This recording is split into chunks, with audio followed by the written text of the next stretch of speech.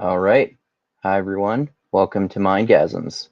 I am Andrew, aka Sexual Mindgasms, for the purposes of this video, and I'm going to talk about The Last of Us and the so-called woke agenda, which, as you see here in my thumbnail, I think is not even a gay agenda, not even any agenda. It's just gay people on a TV show. So, as you can see, obviously, I'm talking about The Last of Us, this new show that is based on two video games, which I haven't played, but probably they sound like they probably would be pretty cool because I like post-apocalyptic games where you kill zombies. But the show is pretty cool to me so far. And I'm going to talk about these basically these specific episodes. I think it's episodes 3 and episode 7 of the show, and accusations that these episodes, because they're about a gay relationship between two men, and because episode 7 is about a relationship between a girl and her friend, which is lesbian, um, that this is woke, and how it's annoying that these fucking anti-woke people get just as fucking cringy as the woke people, and think that anything that is just characters who are homosexual is woke, even if there's no cringy identity politics, virtue signaling grandstanding about it, and it doesn't seem cringy and woke at all. And I'm going to talk about that in terms of what some of you have seen me talk about before, which is my favorite philosopher, Michel Foucault, the post so-called postmodernist slash post-structuralist philosopher from the 70s, in terms of what he talks about in terms of sexuality and the history of these categorizations and the creation of these categories of homosexual and heterosexual during the Enlightenment by the institutions of science and religion to create this uh, this category rather of homosexual that had never existed before in history. There were gay people, but they weren't put in this separate category, so they weren't they weren't seen as abnormal. Like, it's not like it was flaunted or anything like that. I'm as far as I know, but it wasn't seen as as much of a condemnation as it was when it was labeled as a mortal sin by the institution of religion and illegal by the institution of the state or government. And um oh yeah, labeled as, basically, if you were gay, you are mentally ill and you are biologically flawed. And I forget what. Oh yeah, biologically and medically.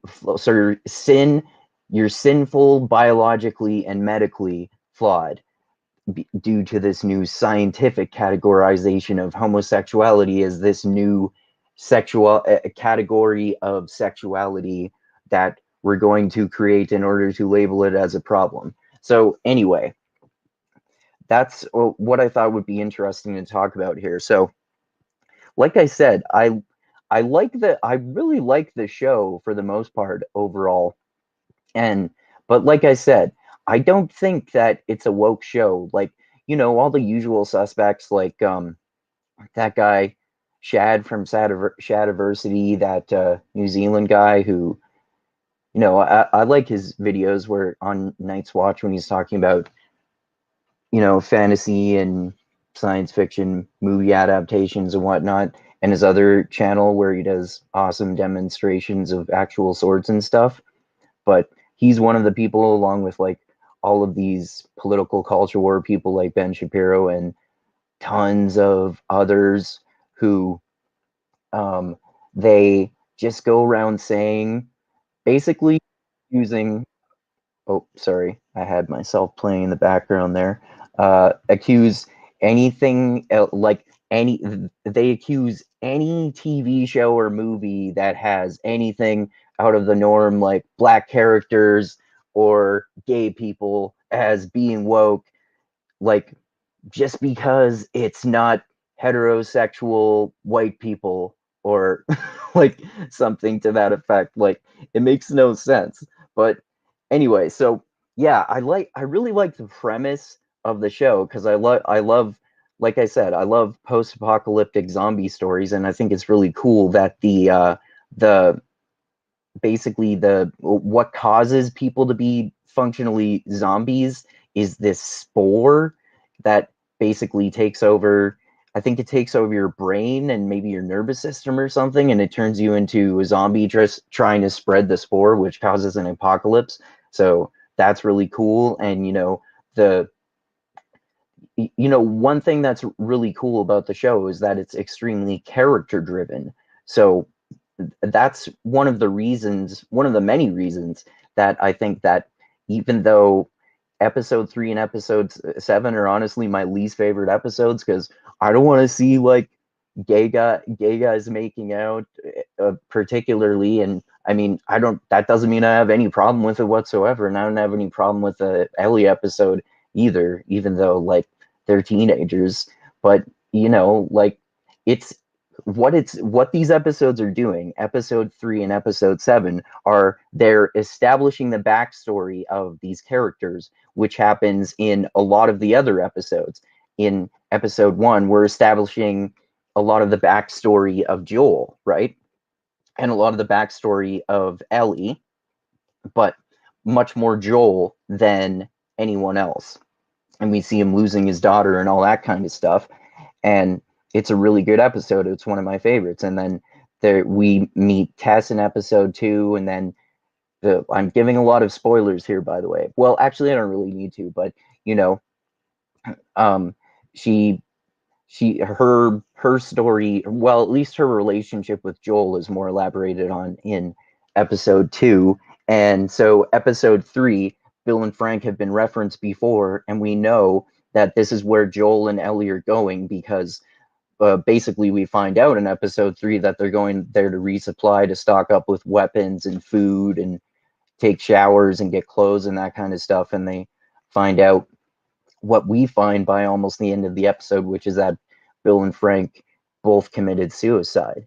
And, you know, um, like, there's nothing that, like, the problem with these anti-woke people is that they think, oh, gay characters, that means the show's woke. No, it's just like fucking gay characters. Like, especially this one character, Bill. He's like a fucking butch manly man with a big old beard. And the other guy is more like maybe stereotypically gay or feminine or something like that. But, you know, they have a good relationship and that kind of stuff. And like, why the fuck should you or anyone else have a fucking problem with that being on a TV show? If you don't like it, don't fucking watch it. Like, fast forward.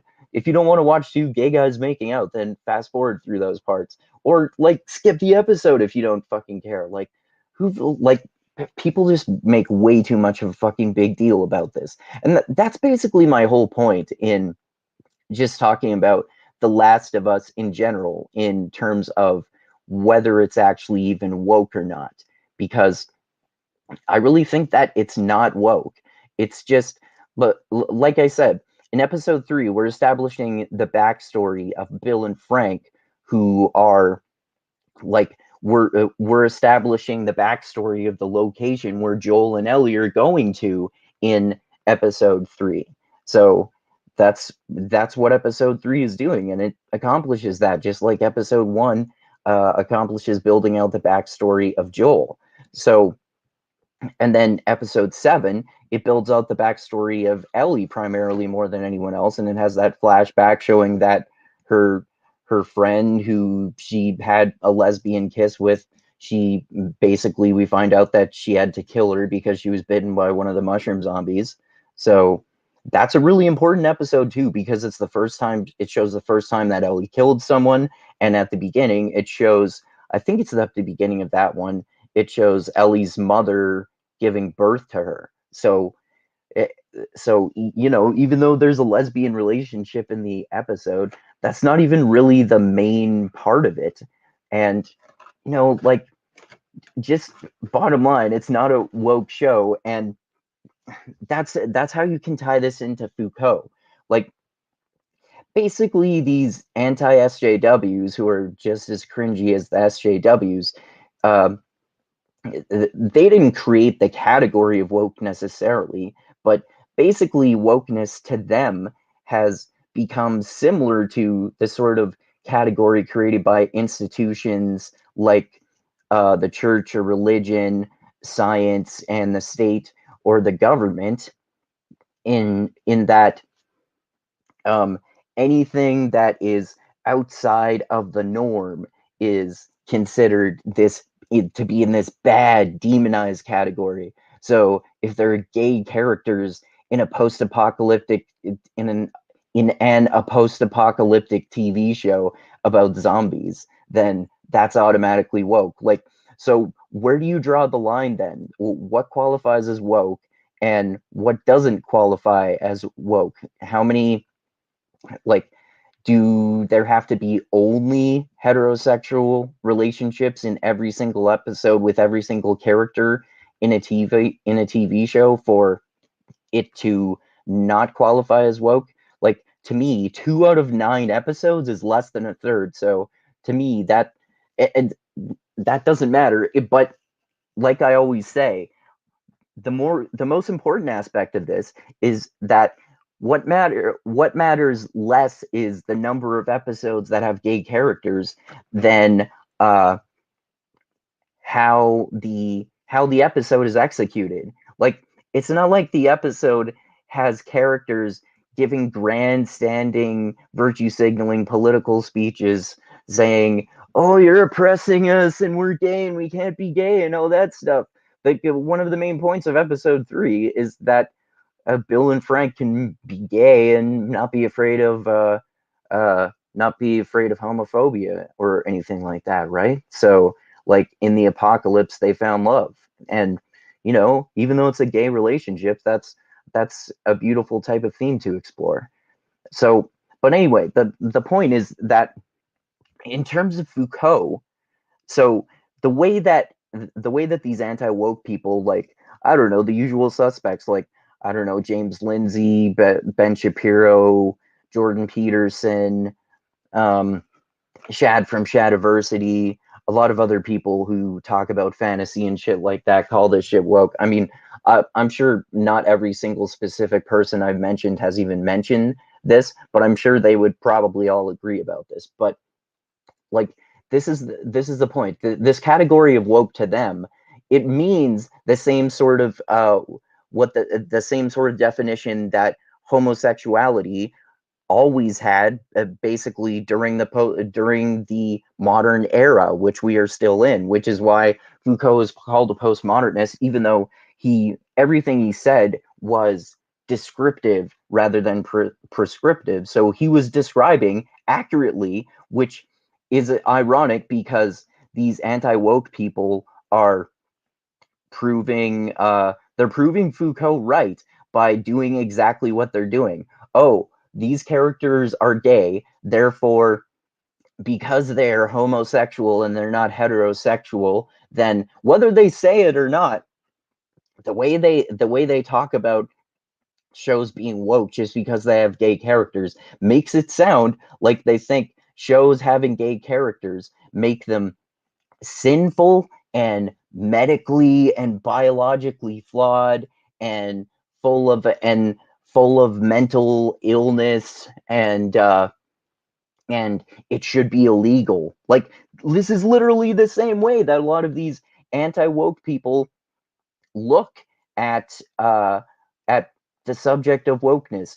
If there are any homosexual or gay relationships, or let alone fucking trans relationships, in a movie or a TV show, then the show is automatically woke, even if there is absolutely no fucking political grandstanding or virtue signaling whatsoever, the way these anti-woke people see The Last of Us and anything else that has anything abnormal, any gay people or any black people or anything like that is automatically woke, because to them, whether they say it or not, even if they don't actually believe this explicitly, the way they're behaving makes it sound like they're phenomenally homophobic, because the way they're acting makes it seem like they see homosexual characters in a TV show, even if they're fucking manly homosexual, stereotypical homosexual characters like Bill, who bonds with Joel, because they're both the manly man protectors whose job it is to protect other people, and they bond over this in spite of him being gay and Joel being straight, which is really cool. And then, Ellie kills her first zombie in episode 7, so that shows her being a fucking badass lesbian in the same way that Bill's a badass gay guy, right? So, like, the the fucking people who like anti-woke people who think that absolutely everything possible is woke that could possibly be labeled as woke, um whether they explicitly say this or not, and whether they believe this or not, the way they look at gay people in TV shows makes it seem like they see gay people in TV shows as sinful, biologically flawed, medically flawed, full of mental illness, and it should be illegal. And some people are literally sometimes propose outlawing this sort of shit. Like, I'm sure Matt Walsh, for example, would be totally fine with saying he would advocate for that shit. Anyway, basically, I just thought it would be interesting to talk about how there's paranoia about wokeness in media, and yes, there are definitely some woke TV shows. Like, for example, I did not like that new Resident Evil TV show. I bailed after 3 episodes because I thought it was woke. I also bailed on that movie called The Old Guard because I thought it would be cool. It was based on a comic book, and it's about um, basically assassins who are immortal and can get resurrected, but it ends up being so just fucking obviously woke that I bailed quickly.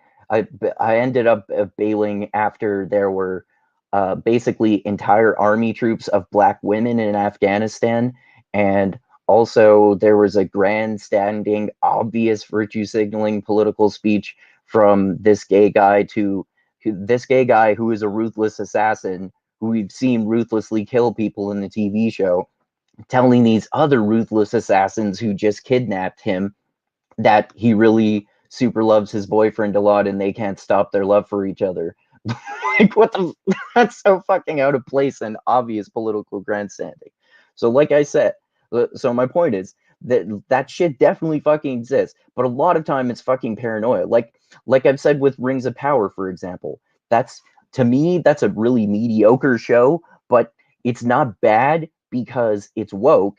It's bad because the writing is terrible. Like I've said when I've talked about this with my fantasy nerd friends Dusty and Tristram, and also my historian friend Daniele Bololi. So yeah. Anyway, that's my point.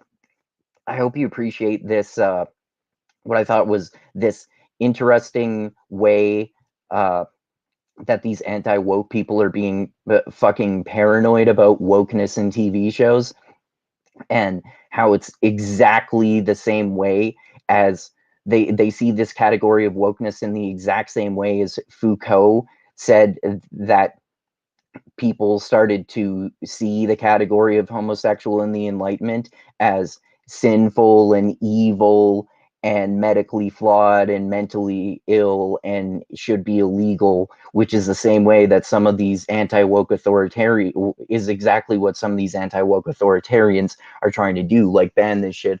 Like, Ron DeSantis, the American governor, I think governor, I don't even know if he's a governor or senator, to be honest, but he's proposing these actually I think he's actually signing into law these anti-trans bills that prevent that take away trans kids from their children if their adult parents allow them to get puberty blockers or some shit like that.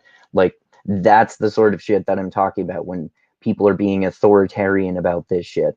That's the kind of shit that is fucking just alarming when these anti-woke people see homosexual relationships as in a TV show as sinful and evil and medically flawed and mentally ill and it should be illegal. That's when you get to the point of fucking disastrous fucking paranoia. All right. So yeah, I thought it would be interesting to talk about this paranoia in terms of wokeness and connect it to Foucault's categories created by the institutions of religion, science, and the state during the Enlightenment. So yeah, let me know your spicy takes in the comments. Like I always say, I will go back and forth with you if you're respectful, but if you're the slightest bit rude to me right off the bat for no reason, I'm either blocking you or ignoring you. But anyway, thanks for looking at, thanks for following me along in my exploration of applying Foucault and the history of sexuality to The Last of Us and accusations of wokeness.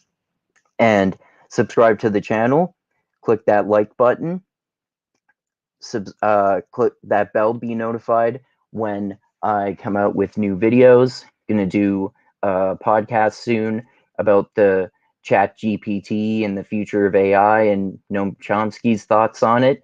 And also going to tomorrow probably do a podcast with my fantasy nerd friend Dusty about The Wastelands, which is book 3 in Stephen King's fantasy, western, horror, sci-fi fantasy series called The Dark Tower, which is really awesome and throws in some stuff from his other books, some of which I've read, some of which I haven't, like The Stand and Insomnia, for example. So anyway, check that out if you haven't, if you've read the book, and if you haven't, read the book and then check it out. And oh yeah, also share this everywhere with all your friends and check out the Last of Us show. It's awesome. Let me know what you think about the game too. I know there some people have talked about some changes, and yeah, also check out my Patreon page. Link is in the description as always. And like I always say, I love you all. Keep being the tiny beam of light that shines through the almost impenetrable darkness in the universe. And most importantly, always remember this: the funk cures all, and groove is in the heart. And The Last of Us seems like an awesome game. And the show is awesome too. And you don't have to be aroused by gay people to not have a problem with there being gay people on a TV show without accusing it of being fucking woke, you idiots. Okay. All right. Anyway, thanks again, everyone, and adios until next time, everyone.